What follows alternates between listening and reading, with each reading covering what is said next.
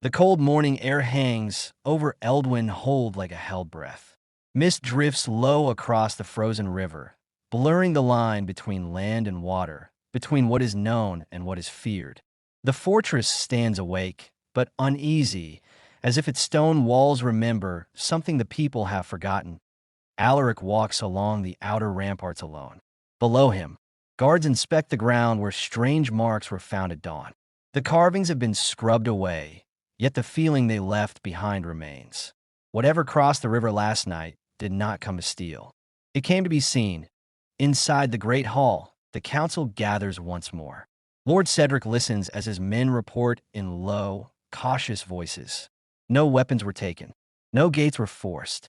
Only signals were left behind, deliberate and silent. These were not the actions of desperate raiders. These were messages. Maera steps forward, placing a small wooden shard on the table. Its surface is etched with a symbol none of the younger guards recognize, but Cedric's expression darkens the moment he sees it. He says nothing at first, only closes his hand around the shard as if it could burn him. Some warnings arrive before the danger, Maera says carefully. This is one of them. Alaric meets her gaze, sensing that the threat facing Eldwyn Hold is far older than a single night's intrusion. Outside, the wind rises, pushing against the gates like an unseen force testing their strength. Far beyond the valley, in the shadow of the northern forests, figures move silently through the trees. They pause at the edge of the frozen river, watching the distant fortress. Their leader lifts his eyes toward Eldwyn Hold, his voice barely above a whisper. They have noticed us. The river does not answer. It only creaks beneath the weight of ice.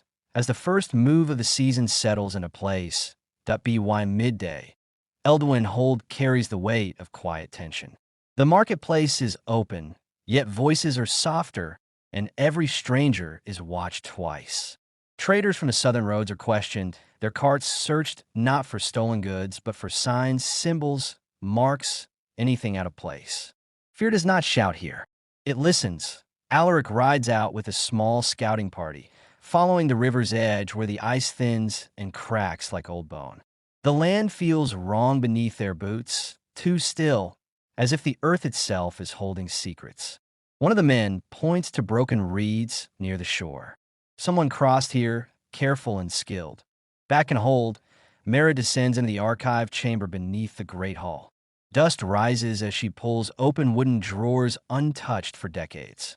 Scrolls lie bound in faded leather, their ink dark with age. She searches for stories once dismissed as legend, knowing the forgotten warnings are the most dangerous. She finds a map marked in red ash, showing old borders erased from memory. Along the northern line, a single note is written in a trembling hand. The oath does not die. It waits. As evening approaches, clouds gather over the valley, turning the sky the color of iron. At the riverbank, Alaric kneels and lifts a piece of carved stone from the mud. The symbol matches the shard Maera found earlier. Proof replaces doubt. Across the frozen water, a distant horn sounds, low, short, and quickly silenced. Alaric rises to his feet, his grip tightening on his sword. This was no call for war. It was a signal. Night falls early, drawn down by heavy clouds that bury the moon. Eldwyn Hold seals its outer gates, the iron bolts echoing through the stone passages like warning drums. Torches burn along the walls, their flames bending in the rising wind. Sleep does not come easily to the fortress this night. Alaric returns before dawn, his scouting party smaller than when they left. No man is injured, yet the silence that follows them through the gates speaks of things left unseen. In the great hall, Lord Cedric listens as Alaric places the carved stone on the table, beside the wooden shard Maera uncovered earlier. They marked the land, Alaric says. Not once, but many times, all along the river. Cedric closes his eyes slowly. Then the river is no longer a border. Maera spreads out the old map she found below the hall. The red ash lines match the locations Alaric describes. What was once dismissed as myth now stands drawn in undeniable patterns. The broken oath was not a single betrayal, but a network, patient and disciplined. Elsewhere, beneath the cover of darkness, a small fire burns deep within the northern forest. Hooded figures sit in a wide circle, faces half hidden by shadow. Their leader speaks calmly, his voice steady and certain. "The first test is passed," he says. "They are searching. That means they remember." One of the figures asks, "And if they call for allies?" The leader does not hesitate. Allies will not cross a frozen river for old promises. Back in Eldwyn Hold, Cedric stands alone on the balcony overlooking the valley. Snow begins to fall, light at first, then steady. He whispers a name long absent from spoken history, a name only the stones seem to recognize. Above him, the banners of the Hold strain against the wind. The season has truly begun. The storm arrives before morning. Snow drives hard against the walls of Eldwyn Hold, erasing tracks and muffling sound. The world shrinks to torchlight and shadow, and in that narrowing silence, fear finds space to grow. Guards are doubled on the walls, not because they expect an attack, but because waiting has become unbearable. Inside his chamber, Alaric studies the old blade his grandfather gave him. Its edge is dull, yet the metal carries a strange balance, as if it were made for a hand that has not yet held it. Etched near the hilt is a marking worn thin by time. He traces it carefully, realizing it mirrors the same symbol carved along the river. Below the great hall, Maera works through the night. She aligns maps, symbols, and forgotten letters, slowly revealing a pattern that stretches beyond Eldwyn Hold. This is not a local threat. The broken oath once bound multiple houses, and if they are stirring now, others may already be watching from the shadows. At the T-dawn, a horn sound from the eastern watchtower. Short, controlled. No panic, but no uncertainty. Alaric reaches the wall just in time to see a lone rider emerging from the snowfall, unarmed, moving at a measured pace. A flag of plain white cloth hangs from his spear. The gates open only a span. The rider dismounts and lowers his head, offering neither greeting nor threat. His message is spoken clearly for all to hear. "The river is no longer enough," he says. "What was broken will be claimed." Before questions can be asked, he turns, mounts his horse, and disappears back into the storm. No arrow follows him.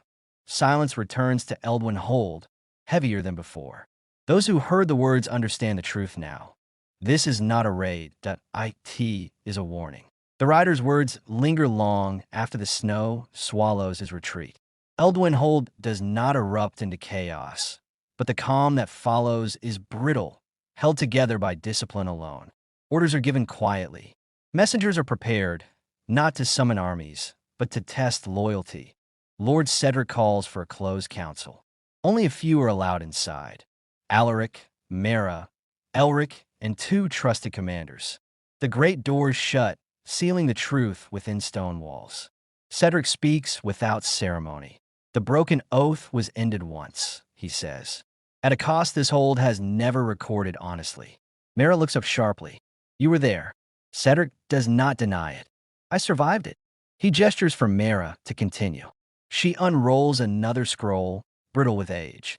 It lists names of houses struck from the records, not for treason, but for knowing too much. The message is clear. History was not forgotten. It was buried. Outside the council chamber, the people of Eldwyn Hold gather in small groups. No speeches are made, yet everyone senses the shift.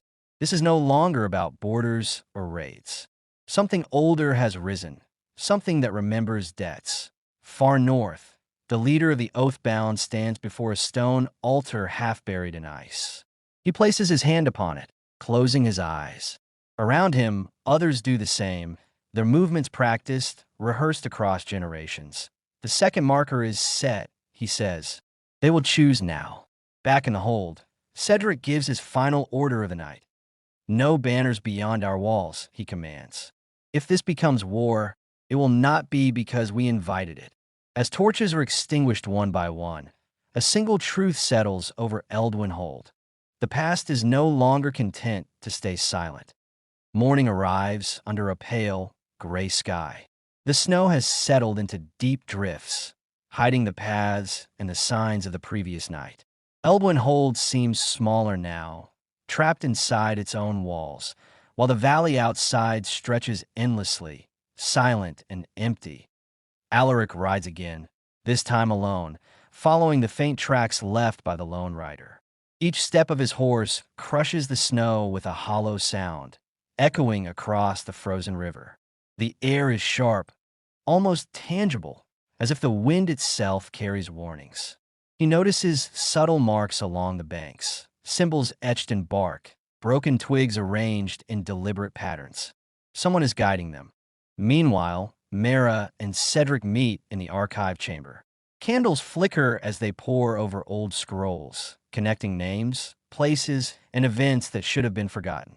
The broken oath was not just a northern affair. It spanned dozens of houses, each tied together through loyalty, betrayal, and bloodlines. The realization settles heavily in Cedric's chest. They are more organized than we thought, Maera says quietly. And they've waited this long for a reason. Cedric nods. Waiting gives them patience. Patience gives them advantage. Far north, the Oathbound continue their silent preparations.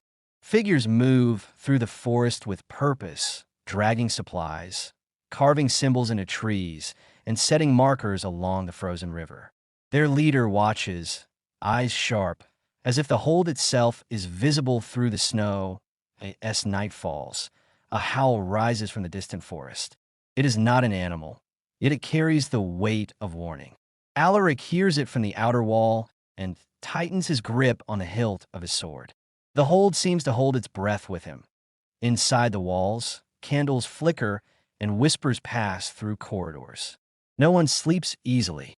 Outside, the snow continues to fall, erasing the footprints of the past night and leaving only the knowledge that something ancient and deliberate is moving closer. The first true test of Eldwyn Hold is approaching, and no one can predict what it will bring. The wind carries a bitter chill as Eldwyn Hold braces for what is to come. The snow has hardened into a crust, cracking beneath boots and hooves. Alaric patrols the walls with Elric at his side, their eyes scanning the frozen river and the shadowed forests beyond. Silence dominates the valley, yet it is heavy, as if waiting to be broken. Inside the hold, Maera works tirelessly over the maps and scrolls. Each line she traces reveals another layer of the broken oath's reach. Hidden alliances, old betrayals, and forgotten vendettas. The realization strikes her. The threat is not random. Every move has been planned, and every symbol is a calculated warning. At dusk, a messenger arrives from the south. He brings no news of armies or merchants, only a sealed letter marked with the same symbol that appeared along the river. Cedric opens it carefully. Inside, a single line is written. The first gate has been tested. The second will follow. Cedric exhales, his face grim. They are teaching us patience, he mutters, and fear. Meanwhile, far to the north, the Oathbound gather around a fire. The leader spreads a map on the snow, pointing to the river, the hold, and surrounding valleys. They move, he says. Every action is a response. They believe they have the advantage. A figure steps forward. Do we strike now? The leader shakes his head. No, let them choose first. Let them reveal their weakness. The hold will decide the path we take. As night deepens, a thin mist rises from the valley floor, curling around the hold like silent fingers. Inside, torches burn steadily, yet shadows stretch long along the walls. Eldwyn Hold waits, unaware that its patience is being measured, and that the storm gathering outside is no longer just snow and wind, but something far older and far more deliberate. The dawn breaks gray and cold over Eldwyn Hold, the snow thick and unbroken, hiding all signs of the world beyond. The valley is silent, yet tension hums through every corridor and watchtower. Alaric stands on the eastern wall, scanning the horizon. He knows the Oathbound are near, though the frost and mist hide them. Inside the great hall, Cedric convenes the council once more. Maera spreads the old maps, connecting the symbols found along the river to forgotten borders and secret passages.